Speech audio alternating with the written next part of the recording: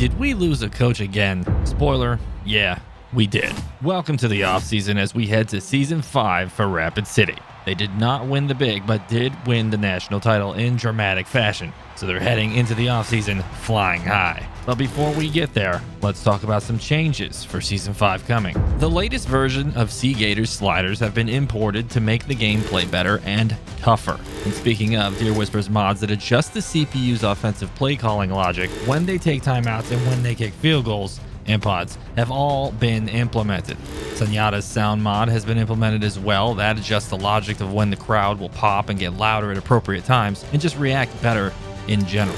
So those things should change how the game plays and feels and hopefully lead to some fun results. At the end of the season, the RLox transfer portal mod will be used. Those that follow the Coach Dynasty streams know I already used it for that. And it had some cool results. Clemson and Texas, for example, were dumpster fires, and they had a ton of guys transfer out. It will completely change how teams are impacted by bad seasons, coaches getting fired, or oversigning talent. We'll talk about that as we get to the end of the season. We'll also possibly be using Tart's Dynasty Tracker to see where guys get drafted in the NFL, and the CFP ranking tool by Ryan over on the Revamped Discord for more accurate rankings. Now for this season, as always, Fang's prospect overhaul was used, and to top that off, over 150 guys were all renamed from the list of real people that submitted names to the Google form.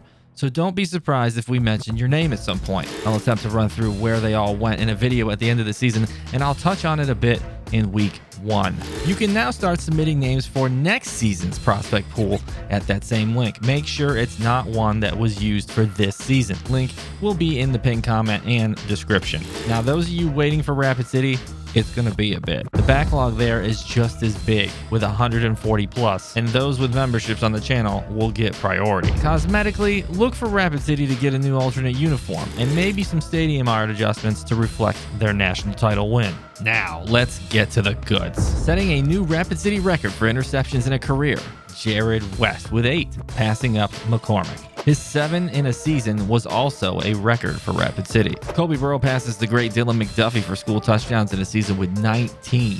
He really blew up in the CFP. Now, Anthony McLaurin breaks his own record for passing yards in a season with 3,790 and extends his school career record all the way to 10,054 yards. He also broke his own passing touchdowns in a season record for Rapid City with 32, which extended his school career record to 85. It's going to be hard for whoever comes after him to break those records. Now, next up is Charlie Hall, who extends his school career record for catches to 151, breaks his own season receiving yardage record with 1,297 yards, which extended his career receiving yard record to 2,130 yards. But touchdowns in a season for Rapid City belongs to Javion Posey. His 11 broke the previous record from Cameron Laybourne's 10. But school career touchdowns? You know who that is. Charlie Hall extends it to 27. Swan Toa, the national title hero, the guy who hit Caleb Williams on that final play as that ball fluttered to the ground, breaks big body Damon Williams' school career sack record of 18 with 22. Now, speaking of big body, we'll talk about him later.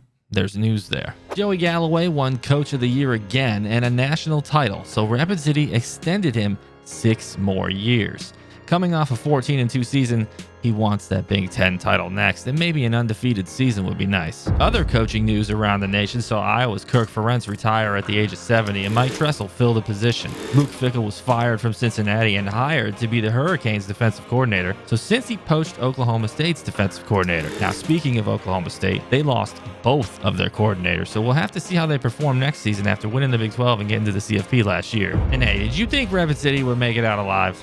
Once again, the Stegos lose a defensive coordinator as Illinois, who was demoted to the MAC, steals Clayton White to head up their squad. That meant Rapid City was either bringing in someone with experience or taking a shot on a dark horse. Galloway phoned a friend, and guess who barely got through the door at the facility and signed on the dotted line to coach the Rapid City defense? Big body Damon Williams. He returns with virtually no experience after spending a few years bouncing off of practice squads in the NFL, but he has promised a different look defense. Get him, big body. At the end of last season, McLaurin finished second in the nation in passing yards even after missing some games. Jared West was also second in the nation with his 7 picks, and look at CJ Bazile with 11 sacks. That was good for 5th in the country. And everyone's favorite wide receiver, Charlie Hall, almost cracked the top 5 with just about 1,300 yards receiving. Now, Rapid City only loses one of those guys with CJ Bazile heading to graduation.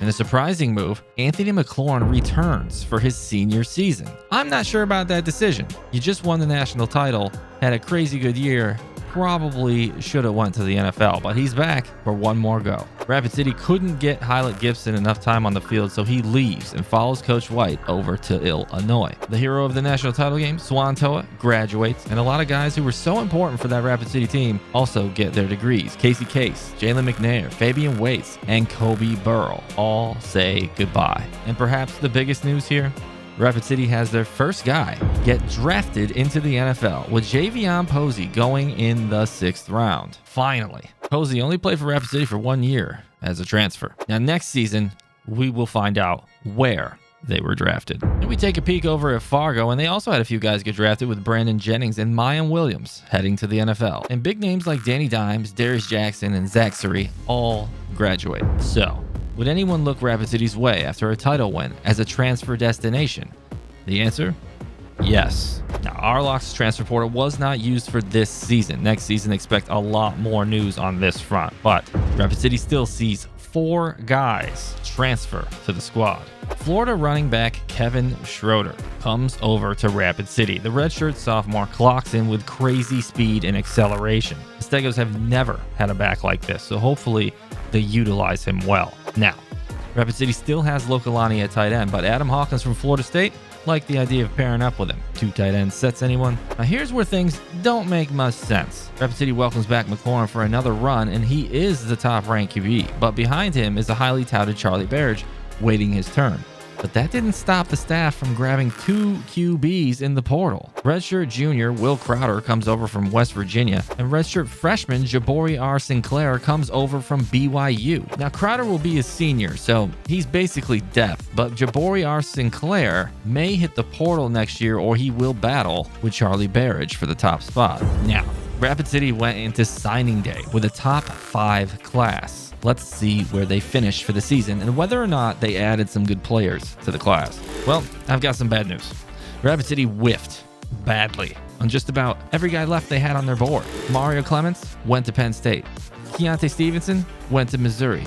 Reggie Ralenham, well, he went to Iowa. So surely we picked up 6'5" wide receiver Johnny Mathis Jr. though. The Stegos led him by 3,500 points, but he gave up football. We did, however, pick up 6'5", 236 outside linebacker Corey Brown to bring Rapid City's class total to only 17 recruits. This dropped the class rank all the way to 10, as Rapid City has still yet to sign a 5-star guy going into their 5th season. Ohio State, Texas A&M, Penn State, Miami, and Oklahoma are your top 5 classes, and 5 Big Ten teams finish in the top 10 overall. Of note here is Fargo finishing at 16 as well. Heck, they pulled a 5-star. Now, how about we check where some of the top guys went? The number 1 player in the nation was quarterback DeAndre Grant. He ended up at Utah State. You gotta wonder if he transfers when we use the tool next season. And sticking with quarterback, USC picked up the number 2 guy in Frank Farter. But spoiler, he was a bust when we checked on him. The number 3 QB, Dakota Hedgie, ends up at Miami. Syracuse picks up the number 4 QB, and Michael Vick's cousin, DeAndre Vick,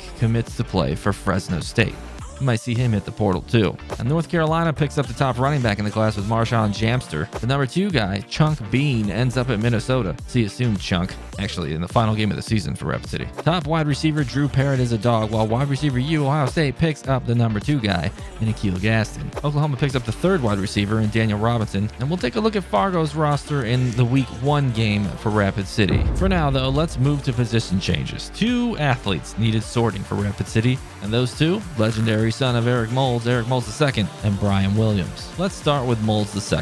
I'll be honest, I think Moulds will need to play both sides of the ball, or at least get a shot, but he will start out at corner with fantastic man and zone coverage ability. Just makes sense. We need guys that can catch out there. Too many interceptions have been dropped by everyone not named Jared West. Brian Williams moves out to wide receiver, where it is getting crowded. And over on the defense, Hank Hammerhead moves from middle linebacker to right end to free up freshman Brendan Behrman. Junior Cody White will move over to free safety from strong to make room for freshman Chase Chomper, and Lawrence Byrne moves from corner to depth at strong. Not many guys moving around this year, so that wraps that up. Let's see who improved throughout the spring and fall, and who has given up on their dreams. So right away, let's talk about the first guy to hit 99 at this program. Anthony McLaurin returns for his senior season, and he is primed for a Heisman run. He just has to stay healthy. Biggest area of improvement for McLaurin? Everyone rejoice, as his accuracy improves 11 points to bring it to an 88. Maybe he'll stop throwing the ball at the cheerleaders. Disappointing note here is Charlie Barrage. He doesn't improve at all. Now, Crowder is a senior, so next season it'll come down to Barrage versus Sinclair for the starting role, barring any movement in the portal. Transfer, Kevin Schroeder is battling returning touchdown vulture Alani Neal for the top back spot. It's hard to argue with Kevin's speed. 95 with 96 agility and 99 acceleration. He's a shifty weapon. And hey, don't look now, but redshirt junior and bowling ball running back Joe Nelson jumps up 8 points.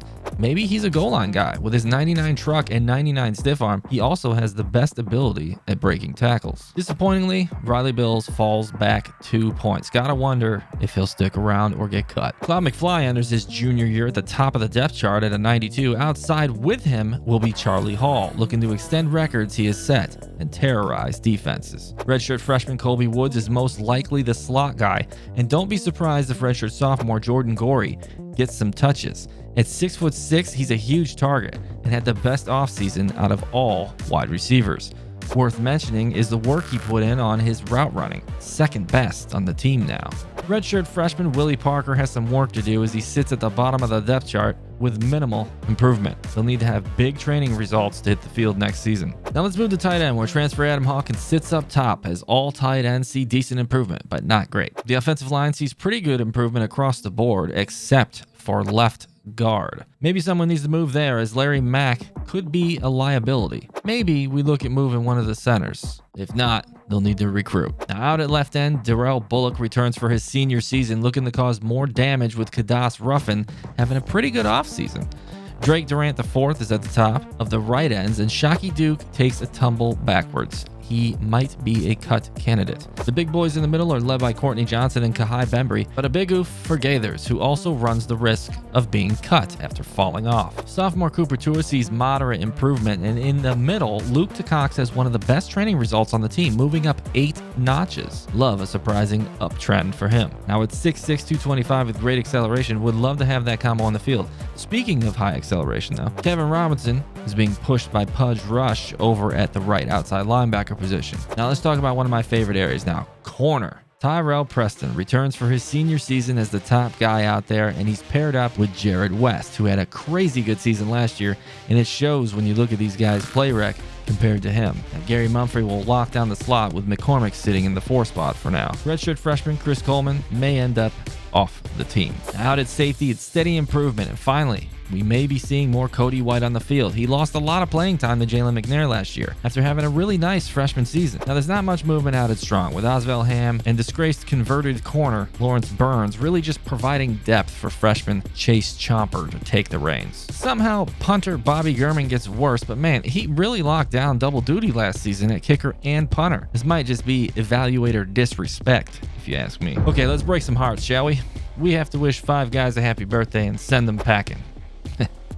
You get it? Excuse me, Joey Walker, but you can take a walker and leave the facilities. We just won a title. We have no room for a walk-on at QB. Now, I called this guy out for regressing, and with the depth crazy good at defensive tackle, time for Gaithers to go. In no world will we rock 2 guys at kicker, especially when one had his job stolen by the punter last year. Evans replaces him with 99 kick power. Another guy that regressed in a spot where Rapid City is deep has to go. Chris Coleman, back to Ohio with you. And this last cut, and it hurts. This is the worst cut I think we've had to make at Rapid City. Sean Green, redshirt freshman out of Rapid City, South Dakota, is being shown the door. Really sucks, man. I was hoping he'd be a homegrown hero on this team. But wipe away the tears. It's time to redshirt some fellas. Or maybe those guys are crying, I don't know. Wide receivers are first with Caleb Ingram and Jordan Jamam. Both could have bright futures ahead of them, but we're not going to run with 10 wide receivers active. The same case out of defensive tackle. Freedom Park finds himself as the 7th best option, so we'll give him a year to take in the playbook.